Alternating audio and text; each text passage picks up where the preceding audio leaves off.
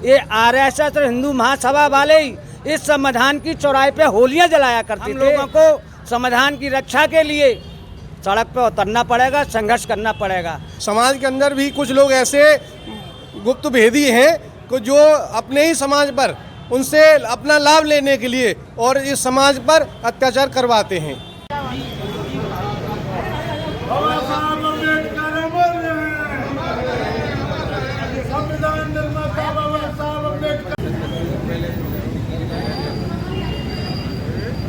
जय भीम साथियों। इस वक्त हम खड़े हैं मथुरा डिग गेट पर, जहां एक डॉक्टर भीमराव अंबेडकर भवन के नाम से एक अंबेडकर भवन है और आज बाबा साहब डॉक्टर भीमराव अंबेडकर जी का 68वां परिनिर्वाण दिवस है।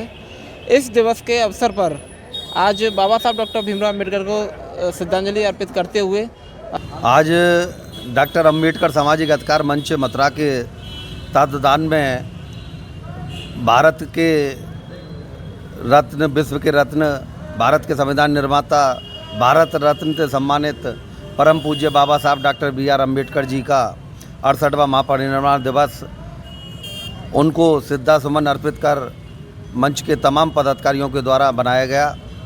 आज बाबा साहब के जो संविधान है, बाबा साहब का जो संविधान है, भारत का जो संविधान है, विश्व का एकमात्र ऐसा संविधान है जो सभी देश के नागरिकों को स्वतंत्रता, बद्धता, भाईचारा, समता के साथ में रहने का एक मार्ग प्रदर्शित करता है और करोड़ों बहुजन समाज के हितैषी बाबा साहब, महिलाओं के उद्धारक बाबा साहब डॉक्टर BR अम्बेडकर जी को उनके आज 68वें महापरिनिर्वाण दिवस के उपलक्ष्य में श्रद्धासुमन अर्पित कर उनको नमन किया गया और एक संकल्प लिया गया कि बाबा साहब के बताए हुए 3 मूल मंत्र से चित बनो, संगठित रहो, संघर्ष करो, कि इनका तीनों मंत्रों का पूरे जनपद भर, पूरे आगरा मंडल में, पूरे जनपद में एक अभियान चलाकर शिक्षा के लिए पूरे समाज को, बहुजन समाज को जागरूक किया जाएगा कि शिक्षा ही वो शेरनी का दूध है, जो पिएगा वो दाढ़ेगा,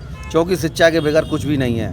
आज देख रहे होंगे आप लोग सोशल मीडिया के माध्यम से कि शिक्षा ही, अगर जिसके पास शिक्षा का हथियार है वो कहीं पर भी किसी भी प्रकार की वार्तालाप, बहस या किसी भी तरह की डिबेट में भाग ले सकता है। अगर वो अनपढ़ अंगूठा छाप है तो वो कहीं पर भी किसी भी तरीके से ना तो अपनी ना अपने समाज की कहीं पर भी कोई बात रख सकता है। इसीलिए मंच के तमाम साथियों की तरफ से आपके चैनल के माध्यम से मैं एक बार पुनः निवेदन करना चाहूँगा अपने बहुजन समाज के जितने भी हमारे साथी हैं, हमारे कार्यकर्ता हैं, अम्बेडकर अनुयायी हैं, उन सभी से निवेदन करना चाहूँगा कि हम लोग भी तो अब मंच के द्वारा एक अभियान चलाने वाले हैं और आप लोग भी जगह जगह जाकर एक शिक्षा का अलग जगह जगाएँ, जिससे बाबा साहब को सच्ची श्रद्धांजलि हम लोग दे पाएँ। मेरे को पंडित महेश चौबे जी कहते हैं। सर, बाबा साहब डॉक्टर भीमराव अंबेडकर जी की जो उपलब्धियां हैं उसको किस तरीके से देख पा रहे हैं? बाबा साहब का योगदान इस देश के प्रति अटूट कूट के भरा गया है। बाबा साहब ने जो संविधान के निर्माता भी रहे थे, वो सदस्य के मेन कमेटी के अध्यक्ष भी रहे थे।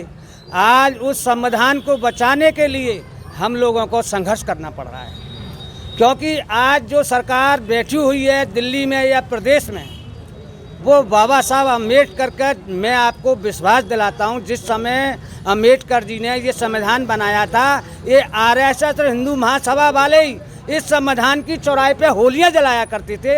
आज उस संविधान को बचाने के लिए हमें पुनः सड़कों पे संघर्ष करने की ज़रूरत है, क्योंकि ये सरकार संविधान के हिसाब से ना चलती है ना चलेगी। क्यों? क्योंकि उनकी जो मानसिकता है वो यही है, वो आज़ादी से पहले थी, वो आज सत्ता में बैठे हैं, वही मानसिकता आज उनकी है। बाबा साहब पे, उनका संविधान पे या बाबा साहब पे कोई विश्वास इस गवर्नमेंट का नहीं है। हम लोगों को संविधान की रक्षा के लिए सड़क पे उतरना पड़ेगा, संघर्ष करना पड़ेगा।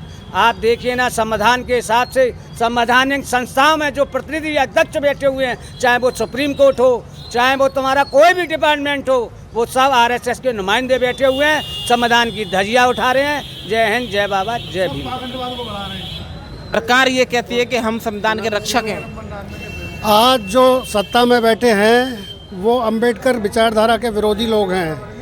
आए दिन संविधान की धज्जियां उड़ाई जा रही हैं। जो बाबा साहब का जो मूल मंत्र था, समानता, समाजवाद, स्त्रियों को विशेष अधिकार और दबे कुचले लोगों को समानता का अधिकार दिया जा रहा था, आज दिन पर दिन चाहे वो राज्य सरकार हो चाहे वो केंद्र सरकार हो, इन सभी वर्गों के अधिकारों का हनन कर रही हैं। इसलिए जैसा अभी हमारे बड़े भाई साहब ने कहा था कि आज इन ताकतों से संविधान को खतरा है, इसलिए हमें एक बार फिर से सड़क पे आना है और संविधान को बचाना है। हम सब लोग लोकतंत्र में विश्वास करने वाले हैं, संविधान में विश्वास करने वाले हैं, समानता में विश्वास करने वाले हैं। इसलिए एक बार फिर हमें संविधान को बचाने की ज़रूरत है। संविधान को बचाने के लिए आप लगे हुए हैं, लेकिन सरकार ये कहती है कि संविधान के हम पूर्ण रूप से रक्षक हैं, हम कहीं से भी किसी भी हाल में संविधान को कुछ नहीं होने देंगे।